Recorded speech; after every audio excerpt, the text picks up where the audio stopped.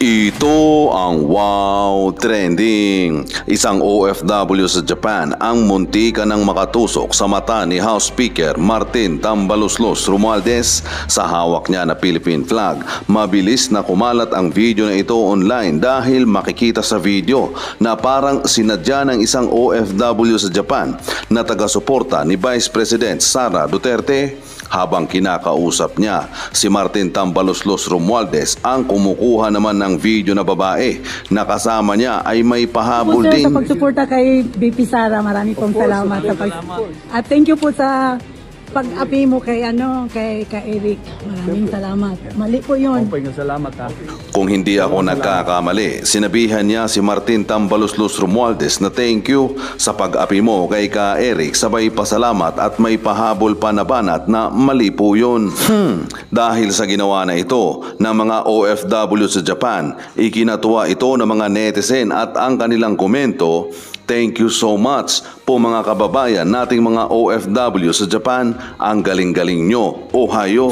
Love it talaga. Yung hawakan mo ang kamay sabay tusok sa mukha. I just checked the video. Natamaan pala talaga ang mukha. A happy and a meaningful accident. Mabuhay ang mga OFWs. Sana mas bongga magawa ng mga Pinoy dyan sa Pinas. I'm sure pag bumisita si Croco Martin dito sa Dubai, meron din ganyang mangyayari sa kanya. Idol ko na si Kuya at ating nagvi-video. Hahaha, walang palag si Tambaloslos. Gusto ko yung pagkasundot ni Tambaloslos, makaganti man lang kahit papano. Nasungal-ngal sa dyan dahil sa Philippine flag. Bait-baitan kasi naka-video. Ang bilis ng karma. Lisa Ahas at ni Tambaloslos sa Japan. Ito muna.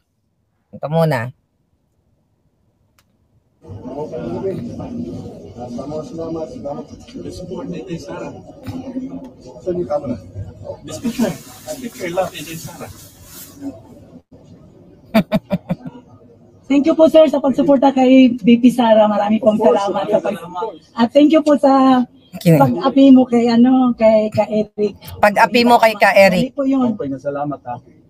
Damo nga salamat. Nandito na po si BBM. Diyan na si Kuting. Pati si Garapal nandun din. Marcos Sara Duterte. Plastic oh. Very nice. We love you, President. Thank you so much. With the best people sa love. Temo tumalikod ka agad. Walang sincerity. Ito pa isang demonyita. Okay, alright. Thank you po. Okay, alright. Nye. Dahil mga sinungaling, oh. Temo, nagbago ang mukha patalikod. Demonyita talaga. Nakita niyo ang kaplastikan? Anyway, mga palangga, bigyan natin ng explanation.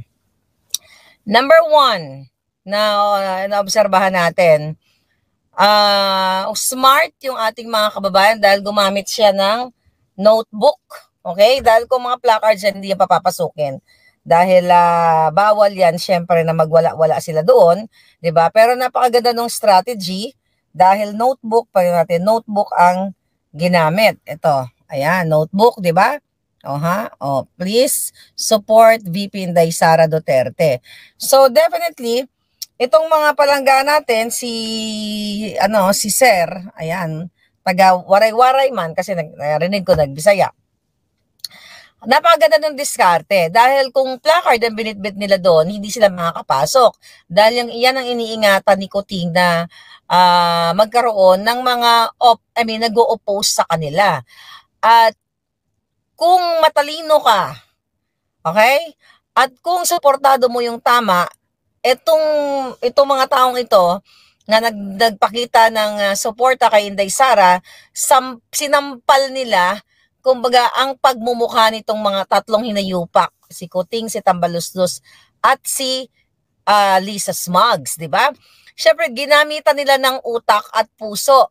Kung mapapakinggan ninyo at marami sa inyo nakapanood na sinasabi ni nung lalaki na thank you or let's support Inday Sara. Oh, tapos ngayon sabi ni Kuting, saan ang ni Kuting ni Tambalos, 'di ba naghanap siya ng camera ng bonggang-bongga, 'di ba? Talagang sanay talaga sa sanay talaga sa mga PR na kaletsyan. But anyway, yung babae na behind the scene na hindi natin nakita, na sinasabi niya na thank you po sa pang-aapi niyo kay Ka Eric. Alright? Thank you po sa pang-api mo kay Ka Eric. So insulto talaga, 'di ba? Hindi siya nakasagot. Tapos muntik pa matusok yung kanyang ilong. So kinakarma-karma na ito, mga kababayan, nagpapakita sa sambayan ng Pilipino na hindi na natutuwa ang mga taong bayan, ang majority ng Pilipino sa hinayupak na tambaluslos. At kung napansin niyo yung kanilang yung bago lumayas si Kuting na naman, papunta Japan, wala na si Inday Sara, right? Okay? So, wala na si Inday doon. So, nakakikita mo na yung wala naman talagang unit team. Anyway, ever since, wala naman talagang unit team. At ito yung, kaya sabi ko kanina, kung napapansin niyo si Marcos Jr., nung binabati siya ng ating kababayan na, we love you, support you, tumingin siya, sure. Tapos biglang tumalikod na wala talagang empathy, wala talagang mararamdaman mo sincerity. Exactly, ito yung kinukwento ko doon nung party namin, mga nabudol party nung December 10 dito sa Los Angeles, na ganito si Kuting. Ganito kahayop yan. Diba? Kunyari, napaka-plastic na mga buwakan ng inang yan. Okay? So ngayon, hindi mo mararamdaman yung connect sa tao. Di ba? Kung ulit-ulit yung video, available lang naman yan dyan. Sa social media, tumalikod niya nung wala man lang na parang, hindi mo mararamdamang nagko-connect siya sa Pilipino. Tumalikod ka agad. Kati si Lisa Smugs. Kasi they're not for the people. They are all kaplastikan. They are not for you. They are for the corruption. They are for the smuggling. They are for the kam-kam. And they are for panggigipit sa Pilipino. And ang intensyon nila lahat ay paano manatili sa pwesto. 'Di ba? Itong kahayupan na nakikita ninyo, actually mild lang 'yan.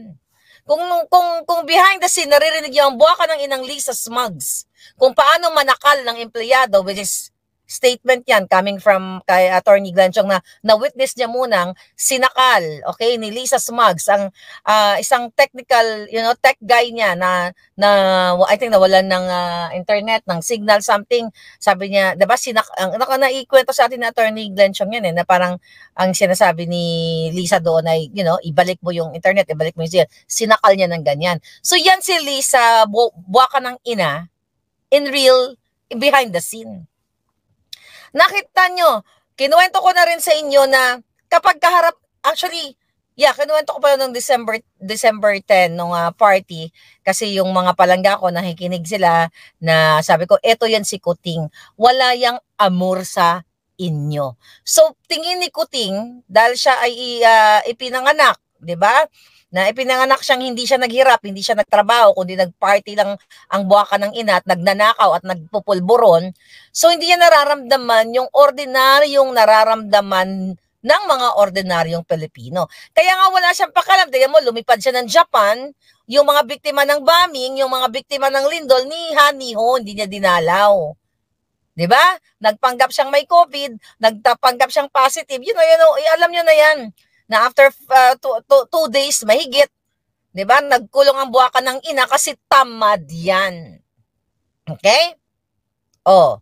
Yan ang katotohanan yan. At abangan ninyo sa mga susunod na visit, mga buwisit nila, mga travel buwisit nila sa iba't ibang bansa, baka pagbawalan na ang notebook. Kasi naisahan kayo. Di ba, hindi nga naman sisitahin yung notebook kasi baka si kuya magsusulat lang ng notes. Right? Ayan, sabi ni Elvira Luge, talagang we hate tambaluslos. So ngayon, kung mapapansin ninyo mga palangga, ayan, sila Liz Present, nakaganyan magising. So ito ay hudyat. Okay, hudyat na gusto nang mag-alsa ng mga Pilipino. Okay? All over the world. So nakikita nila ang kahayupan ng gobyernong ito. Imagine mo nang sasabihin ni ng ating kababayan behind the scene na sinasabi niya, salamat kay Romualdez, kay Tambaloslo, salamat sa pang-aapi mo kay Ka Eric. Eh di ba sampal sa kanya yan? Siyempre hindi lang siya masapak. 'Di ba? Pero kulang na lang lunukin siya ng buo, 'di ba? It's like saying, 'di ba? Parang ano lang, Carino brutal. 'Di ba? Kunyari malambing pero brutal. 'Di ba? Slayer si ate. So yun ang so yun yung diyan, yun yung alright. Yun yung nakikita natin diyan. Kaya itong mga hayop na ito, mga buwaka ng ina, na pamilyang ito dapat durugin sila ng pinong-pino at mawala na dyan sa pwestong, hindi naman talagang ibinigay ng taong bayan. Dahil again, papasok na naman tayo ng issue na ang buwaka ng inang Lisa Smugs, ang leader, yung reyna ng smuggler, reyna ng pulburon, reyna ng bribery, reyna ng kawatan, yan lahat ang punot dulo ng kahirapan ng Pilipinas dahil yan ang nakipagsabuatan sa Smartmatic, nakipagsabuatan sa pamamaraan ng pakipag-meeting, pakipagsabuat at yan ay galing again sa statement, signed affidavit ni Attorney Glenn Chong. So yung buwaka ng inang kaplastikan na Lisa na yan na isang basura, yung buwaka ng inang basurang lasinggera, pulboronic, kamera, lahat na. Dapat mawala na yan dahil yan ang nagpapatakbo ng Pilipinas. Kaya kayo nagkakahira dahil sa putang inang yan. Yan ang totoo dyan. Kaya dapat kumilos na kayo, nakikita ninyo. Siyempre hindi ka naman pwedeng manapak doon, hindi mo na pwedeng sapakin si Lisa Smugs doon. Kaya yun yung way out of frustration ng mga kababayan natin, yun yung way nila na sampalin ng mga jutang ginemes ng katotohanan. 'Di ba? Ang ganda-ganda ng drama pero I'm glad ginawa nila yan. I cannot do that. Kasi kung ako na dyan, talagang kasi yung pangkulam ko. Talaga yata yung pangkulam ko. So, kung ako na dyan, hindi po pwede yung ganyang mga eksena. Nabait-baitan ako. Actually, kahit ako sa magpunta palangga, dala ko yung bigay ni Attorney Glenn yung na pangkulam. Kaya kung ako ang nandiyan dyan, hindi ako, hi sir, ganun. Tutuslukin ko agad ang butod ni Lisa Smugs. Para what? Para lumabas na yung mga pera ng bayan na itinago niya. So, ayan, mga palangga, tutuslukin ko agad yung butod kasi yung budodal ko, hindi naman butod, di ba? Yung kepay niya, talaga, gaganunin ko talaga yan. So, mga lutang-lutang, mga baka ng ginang yan. Alright.